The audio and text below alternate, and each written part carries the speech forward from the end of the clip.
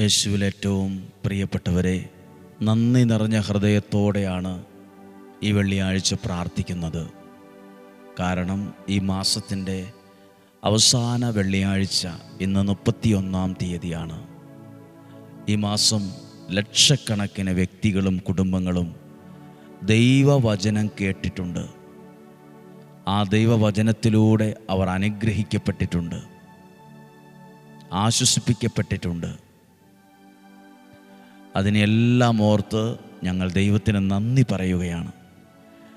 July മാസം 1-ാം തീയതി മുതൽ ഇന്നുവരെ ഒരു ദിവസമെങ്കിലും വചനം കേട്ട് പ്രാർത്ഥിച്ചവരുണ്ട്, മുടങ്ങാതെ കേട്ടവരുണ്ട്, അയച്ചു കൊടുത്തവരുണ്ട്, പല പ്രാവശ്യം കേട്ടവരുണ്ട്, ഒത്തിരി ഒരുക്കത്തോടെ ഈ വചനം ശ്രദ്ധിച്ചവരുണ്ട്. ഞങ്ങൾ ഒത്തിരി നന്ദിയോടെ നിങ്ങളെ കാണുന്നു.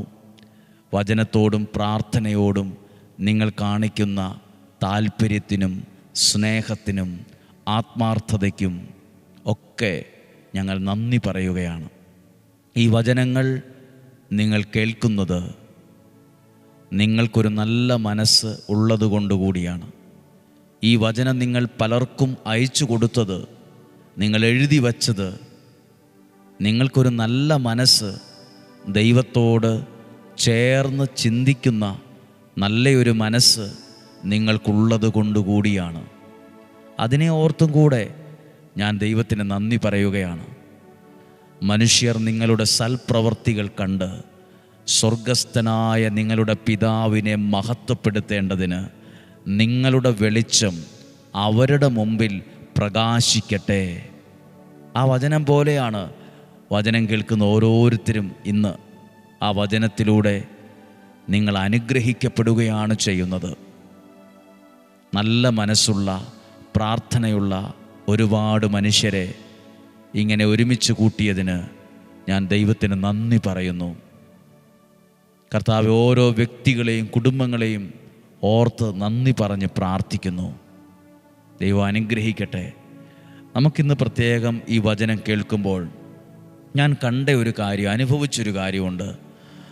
ദൈവത്തെയും ദൈവവചനത്തെയും അറിഞ്ഞവർ ദൈവത്താൽ അനുഗ്രഹിക്കപ്പെടുന്നത് ഈ നാളുകളിൽ എനിക്ക് കാണാൻ കഴിയുന്നു. ദൈവത്തെയും ദൈവവചനത്തെയും അറിയുന്നവർ ദൈവത്താൽ അനുഗ്രഹിക്കപ്പെടുന്നത് കാണാൻ പറ്റും. നിങ്ങളും ദൈവത്തെയും ദൈവവചനത്തെയും അറിയുന്നവരാണ്. നിങ്ങളും ദൈവത്താൽ അനുഗ്രഹിക്കപ്പെടും.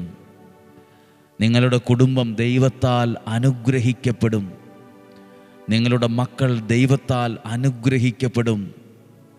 നിങ്ങളുടെ പ്രാർത്ഥനയ്ക്ക് മറുപടി ദൈവം ഒരുക്കും.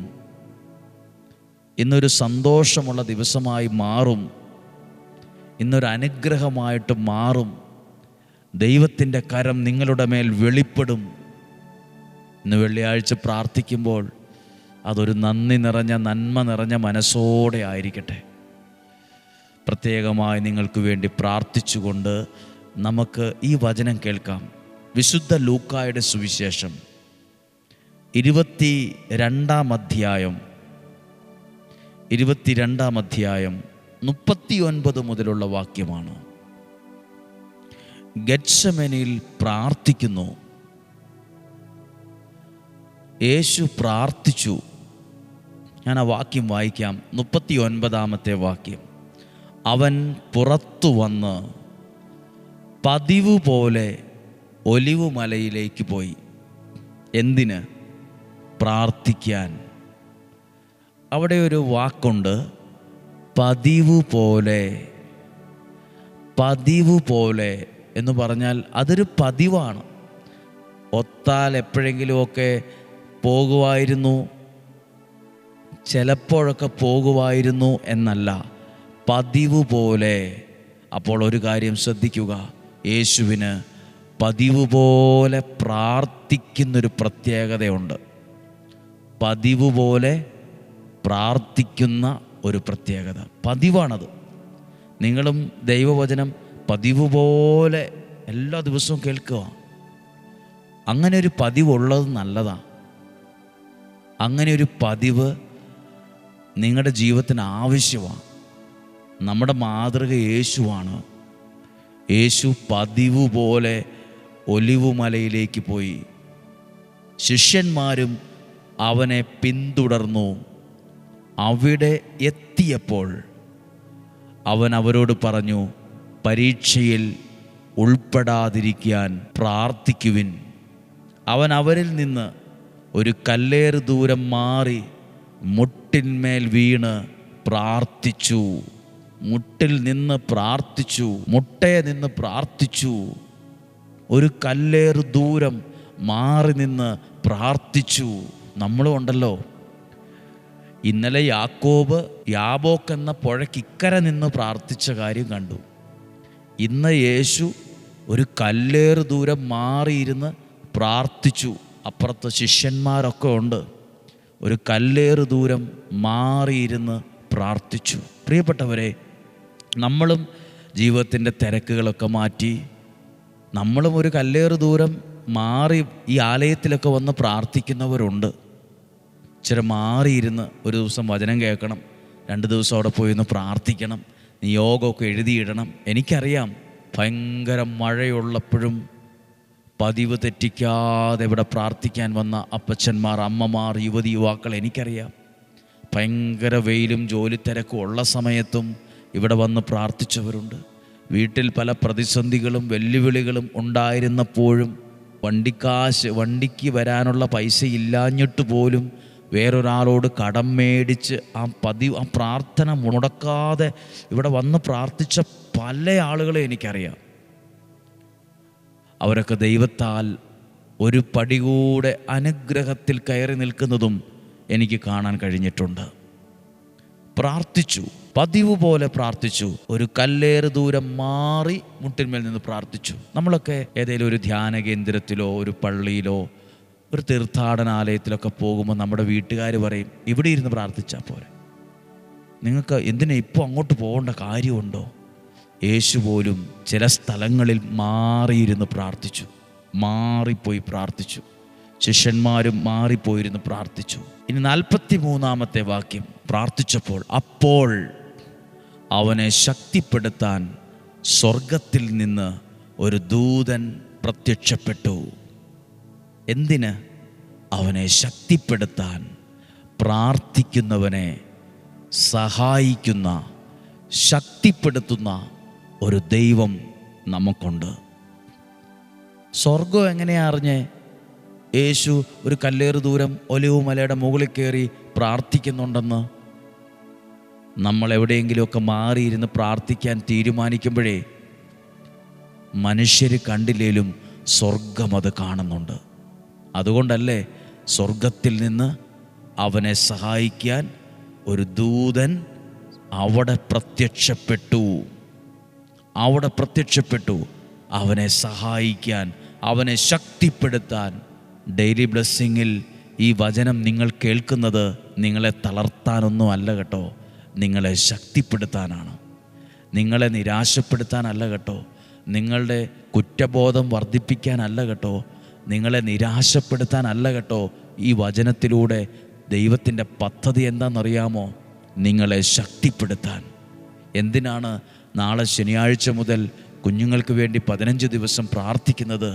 അവർ ശക്തിപ്പെടാൻ, അവർ ദൈവാനുഗ്രഹത്തിൽ ശക്തിപ്പെടാൻ, അവർ ദൈവത്തെ അറിഞ്ഞ് മുന്നോട്ട് വരാൻ, പുറകോട്ട് പോകാതിരിക്കാൻ, തകർന്നു പോകാതിരിക്കാൻ, നശിച്ചു പോകാതിരിക്കാൻ, വഴിതെറ്റിപ്പോകാതിരിക്കാൻ, ഏതെങ്കിലുമൊക്കെ തെറ്റായ ബന്ധങ്ങളിൽ പോയി ജീവിതം നശിച്ചോ തകർന്നോ പോകാതിരിക്കാൻ, അവരെ ശക്തിപ്പെടുത്താൻ. ഡെയിലി ബ്ലെസ്സിങ്ങിൽ വചനം പറയാൻ ദൈവത്തിൻ്റെ ഏക പദ്ധതി ഇതാ, ദൈവത്തിൻ്റെ ഹിതം ഇതാ. ഇത് കേൾക്കുന്ന ഓരോ വ്യക്തികളും ഓരോ പ്രഭാതത്തിലും ശക്തിപ്പെടണം. പല വിഷമങ്ങളും സങ്കടത്തോടും ഒക്കെ ആയിരിക്കും തലേ ദിവസം കിടന്നുറങ്ങിയത്. പക്ഷെ നേരം വെളുക്കുമ്പം അയ്യോ അയ്യോ എന്നും പറഞ്ഞ് എഴുന്നേക്കാതെ ഇന്ന് നല്ലൊരു അനുഗ്രഹം ഉണ്ടാകുമെന്ന പ്രതീക്ഷയോടെ നല്ല മനസ്സുകൊണ്ട് ശക്തിപ്പെടുത്താനാ ദൈവം ഓരോ ശുശ്രൂഷകളെയും ക്രമപ്പെടുത്തുന്നത്, പ്രത്യേകിച്ച് ഡെയിലി ബ്ലെസ്സിങ് എന്ന ശുശ്രൂഷ. പ്രിയപ്പെട്ടവരെ, ഈ വാക്ക് ഞാൻ പല പ്രാവശ്യം ചിന്തിച്ചു. യേശു പതിവ് പോലെ പ്രാർത്ഥിക്കാൻ ഒലിവ് മലയിൽ പോയി. ശിഷ്യന്മാരും പോയി. അവിടെ ചെന്നപ്പോൾ പ്രാർത്ഥിക്കാൻ അവരോട് പറഞ്ഞു. അവനൊരു കല്ലേറ് ദൂരം മാറിയിരുന്ന് പ്രാർത്ഥിച്ചു. പ്രാർത്ഥിക്കുമ്പോൾ അവനെ ശക്തിപ്പെടുത്താൻ സ്വർഗത്തിൽ നിന്നൊരു ദൂതനെ അയച്ചു. അത് ഞാൻ നിങ്ങളോട് പറയുന്നത്, നമ്മൾ എവിടെ ഇരുന്നാണ് പ്രാർത്ഥിക്കുന്നത്, സ്വർഗം അത് കാണുന്നുണ്ട്. എൻ്റെ വീട്ടിലൊരു മുറിയിൽ ഞാനിരുന്ന് കേൾക്കുന്നു, അടുക്കളയിലിരുന്ന് ഞാനത് കേൾക്കുന്നു, എൻ്റെ ബെഡ്റൂമിലിരുന്ന് ഞാനത് കേൾക്കുന്നു, വാഹനത്തിലിരുന്ന് കേൾക്കുന്നു, ഈ ആലയത്തിൽ വന്ന് കേൾക്കുന്നു. ഇത് സ്വർഗം കാണുന്നുണ്ട്.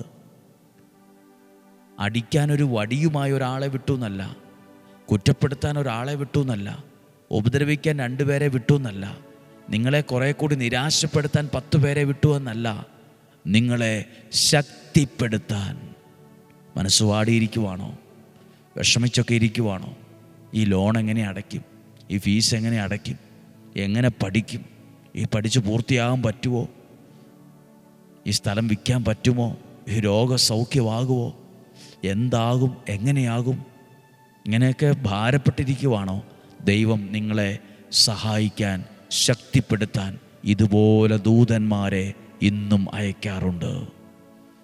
ഇതുപോലെ ഇന്നും ദൈവം പ്രാർത്ഥിക്കുന്നവരുടെ അടുത്തേക്ക് ദൂതന്മാരെ അയക്കാറുണ്ട്. അതുകൊണ്ടാണ് പറയുന്നത്, സത്യസന്ധമായി പ്രാർത്ഥിക്കുന്നവൻ ജീവിതത്തിൽ ഒറ്റപ്പെട്ടു പോകില്ല, പരാജയപ്പെട്ടു പോകില്ല, അവൻ്റെ ജീവിതം നിരാശയിൽ അവസാനിക്കുകയില്ല. കാരണം അവൻ പ്രാർത്ഥനയിൽ ദൈവത്തോടൊപ്പം നിൽക്കുന്നവനാണ്. ഇന്ന് പ്രാർത്ഥിച്ചേ. ഇന്ന് നിങ്ങൾ ഏത് കാര്യങ്ങളെക്കുറിച്ചാണ് കൂടുതലായി പ്രാർത്ഥിക്കുന്നത്? ആ വിഷയത്തെ ഞങ്ങളും നിങ്ങൾക്ക് വേണ്ടി പ്രാർത്ഥിക്കുവാണ്. പ്രാർത്ഥിക്കുന്നവനെ ശക്തിപ്പെടുത്തുന്നൊരു ദൈവം, പ്രാർത്ഥിക്കുന്നവനെ അവരോടൊപ്പം നിൽക്കുന്നൊരു ദൈവം, സഹായിക്കുന്നൊരു ദൈവം. പ്രാർത്ഥിക്കുന്ന എന്നെ, എൻ്റെ കുടുംബത്തെ എൻ്റെ ദൈവം ശക്തിപ്പെടുത്തും. ഇവിടെ വന്ന് പ്രാർത്ഥിക്കുന്ന, ഒരുപക്ഷെ ഒരു കല്ലേറ് ദൂരം മാറിയിരുന്ന് എന്ന് പറഞ്ഞതുപോലെ വീട്ടിൽ നിന്ന് മൈലുകൾ കിടന്ന്, കിലോമീറ്റർ കടന്ന് യാത്ര ചെയ്ത് ട്രെയിനിൽ കയറി, അല്ലെങ്കിൽ പലതരത്തിൽ വാഹനം ഓടിച്ച് ഒരു കല്ലേറ് ദൂരം എന്ന പോലെ മാറി ഈ അനുഗ്രഹയിൽ വന്ന് പ്രാർത്ഥിക്കുന്നവരുണ്ട്. കൽക്കുരിശിൽ എണ്ണയൊഴിച്ച് പ്രാർത്ഥിക്കുന്നവരുണ്ട്. പ്രിയപ്പെട്ടവരെ, ഓരോ പ്രാർത്ഥനയും അനുഗ്രഹമാണ്. ഞങ്ങളുടെ ആലയത്തിൽ ശുശ്രൂഷ ചെയ്യുന്ന ഒരാളോട് ഒരു കുടുംബം സാക്ഷ്യം പറഞ്ഞു. അവർക്ക് 3 മക്കളുണ്ട്. 4ാമതൊരു കുഞ്ഞിനെ കൂടി പ്രഗ്നൻ്റായി. 3ാം മാസത്തിലെ ചെക്കപ്പിന് ചെന്നപ്പോൾ ഡോക്ടർ പറഞ്ഞു, ഈ കുഞ്ഞിന് ഹാർട്ടിന് പ്രശ്നമുണ്ട്, എത്രയും പെട്ടെന്ന് ഈ കുഞ്ഞിനെ കളയണം.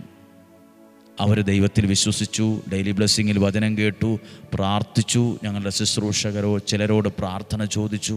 6ാം മാസത്തിൽ വീണ്ടും ചെക്കപ്പിന് ചെല്ലുമ്പോൾ ഡോക്ടർ പറഞ്ഞു, നിങ്ങളോട് എത്ര പറഞ്ഞാലും മനസ്സിലാവില്ലേ, നിങ്ങൾക്ക് 3 മക്കളില്ലേ, പിന്നെന്തിനാ 4ാമതൊരു കുഞ്ഞിനെ കൂടി നിങ്ങളിങ്ങനെ ടെൻഷനാകുന്നു, വെപ്രാളപ്പെടുന്നത്?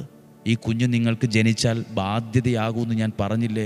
ഈ കുഞ്ഞ് ജനിച്ചാൽ ഓട്ടിസ്റ്റിക് ആയിരിക്കും, ബ്രെയിനിന് പ്രശ്നമുണ്ട്, ഹാർട്ടിന് പ്രശ്നമുണ്ട്, വാൽവിന് പ്രശ്നമുണ്ട്, നിങ്ങൾ എത്രയും വേഗം ഡിസിഷൻ എടുക്കണം. വഴക്ക് പറഞ്ഞു. പക്ഷേ ഒരു 4 ആഴ്ചകൾക്ക് മുമ്പ് ഇതുപോലൊരു വെള്ളിയാഴ്ച ദിവസം ആരോഗ്യമുള്ളൊരു കുഞ്ഞിന് ആ വ്യക്തി ജന്മം കൊടുത്തു. ഒരു സാക്ഷ്യമായി വന്ന കാര്യമാണ്. ദൈവത്തിൻ്റെ അത്ഭുതം. ഡോക്ടർ പറഞ്ഞു, ഹാർട്ടിന് പ്രശ്നം, വാൽവിന് പ്രശ്നം, ബ്രെയിനിന് പ്രശ്നം, നിങ്ങൾക്ക് സാമ്പത്തിക ബാധ്യതയാകും. അവർ ശക്തമായി പ്രാർത്ഥിച്ചു, നിയോഗം എഴുതിയിട്ട് പ്രാർത്ഥിച്ചു, കൽക്കുരിശിൽ എണ്ണയൊഴിച്ച് അവർ നിയോഗിച്ച വ്യക്തികൾ പ്രാർത്ഥിച്ചു. പ്രാർത്ഥിച്ചപ്പോൾ അവരെ സഹായിച്ചൊരു ദൈവം, അവരെ ശക്തിപ്പെടുത്തിയൊരു ദൈവം. ഡോക്ടർ പറഞ്ഞതല്ല നടന്നത്, അവർ വിശ്വസിച്ചതാണ് നടന്നത്. അവർ പറഞ്ഞു, ഞങ്ങൾ എല്ലാ ദിവസവും പ്രാർത്ഥിക്കുന്നവർ, വചനം കേൾക്കുന്നവരുമാണ്, ഞങ്ങളുടെ ജീവിതത്തിൽ അത് അനുഗ്രഹമായിട്ട് വരും, ഒരു ദോഷവും വരികയില്ല. ഇതൊരു അനുഗ്രഹത്തിൻ്റെ പള്ളി കൂടിയാണ്. അനുഗ്രഹത്തിൻ്റെയും അത്ഭുതത്തിൻ്റെയും മണ്ണായി, ഒരു സ്ഥലമായി ദൈവം മാറ്റുന്നുണ്ട്. ഇന്നത്തെ ശുശ്രൂഷകളിൽ നിങ്ങളെ ഓർക്കും. നാളെ 1-ാം തീയതിയാണ്. നാളത്തെ പ്രാർത്ഥനകൾ മറക്കല്ല്. നാളെ മുതലുള്ള 15 ദിവസം കുട്ടികൾക്ക് വേണ്ടി പ്രാർത്ഥിക്കുവാണ്. വീടുകളിലായിരിക്കാം, എഴുതി തന്നതായിരിക്കാം, എല്ലാം ഓർത്ത് പ്രാർത്ഥിക്കും.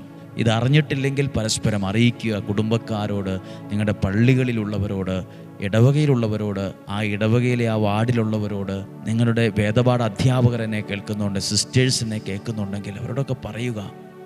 ആർക്കൊക്കെയോ അനുഗ്രഹമാകുവാണെങ്കിൽ ആകട്ടെ. പ്രാർത്ഥിക്കാൻ പോവുകയാണ്. നമ്മുടെ കർത്താവ് ഈശോ മിശിഹായുടെ കൃപയും പിതാവായ ദൈവത്തിൻ്റെ സ്നേഹവും പരിശുദ്ധാത്മാവിൻ്റെ സഹവാസവും നിങ്ങളോട് കൂടെ ഉണ്ടായിരിക്കട്ടെ. രോഗങ്ങൾ, അപകടങ്ങൾ, ദുർമരണങ്ങൾ, മൂപ്പെത്താത്ത മരണം എല്ലാം മാറിപ്പോകട്ടെ. ദീർഘായുസ്സും ആരോഗ്യവും ഉണ്ടാകട്ടെ. സന്തോഷവും സമാധാനവും ഉണ്ടാകട്ടെ. ഐശ്വര്യം, ദൈവാനുഗ്രഹമുള്ള ഐശ്വര്യം ഉണ്ടാകട്ടെ.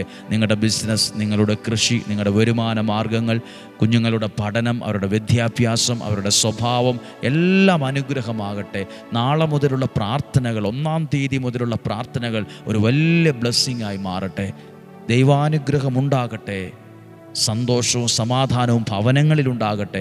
പ്രാർത്ഥിച്ച പ്രാർത്ഥനയ്ക്ക് മറുപടി ലഭിക്കട്ടെ. പ്രാർത്ഥിച്ച പ്രാർത്ഥനയിൽ വിടുതലുണ്ടാകട്ടെ. പ്രാർത്ഥിച്ച പ്രാർത്ഥനയിൽ സൗഖ്യമുണ്ടാകട്ടെ.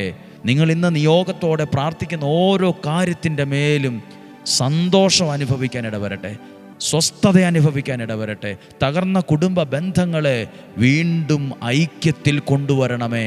കുഞ്ഞുങ്ങളെ അനുഗ്രഹത്തിലെത്തിക്കണമേ. വിധവകളെ അനുഗ്രഹിക്കണമേ. കുറവുകളുള്ള കുഞ്ഞുങ്ങളെ അനുഗ്രഹിക്കണമേ. പഠിക്കുന്നവരെ അനുഗ്രഹിക്കണമേ. ജോലിക്ക് വേണ്ടി അന്വേഷിച്ച് മടുത്തവരുണ്ട്, ഇൻ്റർവ്യൂവിന് നോക്കുന്നവരുണ്ട്, വിസ, PR, പല കാര്യങ്ങൾ ശ്രമിക്കുന്നവരുണ്ട്. സകലരെയും അനുഗ്രഹിക്കണമേ. ഇന്നും ജീവിക്കുന്ന യേശുവിൻ നാമത്തിൽ പ്രാർത്ഥനയോടെ നിങ്ങളെ അനുഗ്രഹിച്ച് പ്രാർത്ഥിക്കുന്നു, ഇപ്പോഴും എപ്പോഴും എന്നേക്കും. ആമേൻ. ദൈവം അനുഗ്രഹിക്കട്ടെ. നാളെ ഒരുമിച്ച് കാണുന്നതുവരെ സ്വർഗത്തിലെ ദൈവം നമ്മെ എല്ലാവരെയും സൂക്ഷിക്കട്ടെ, സംരക്ഷിക്കട്ടെ. ആമേൻ.